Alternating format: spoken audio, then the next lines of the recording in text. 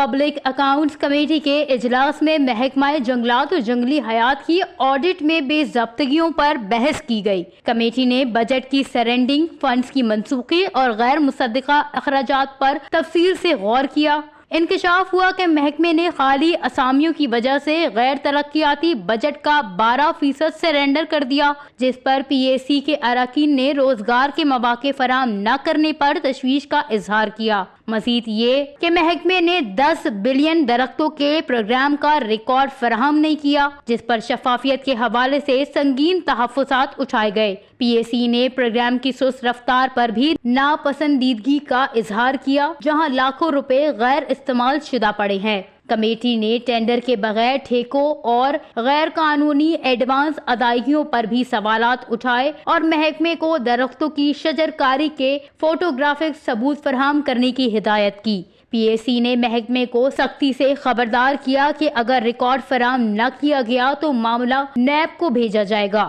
Committee نے کہا کہ مالی بے ضابطگیوں اور انتظامی غفلت میں ملوث افسران کے خلاف سخت کارروائی کی جائے گی اور ان کو ذمہ دار ٹھہرا کر محکمے سے رقم وصول کی جائے گی۔ پی اے سی نے محکمے کو تمام زیر التوا رپورٹس جلد جمع کرانے کی ہدایت دی ہے۔ وش نیوز، کوئٹہ، بلوچستان۔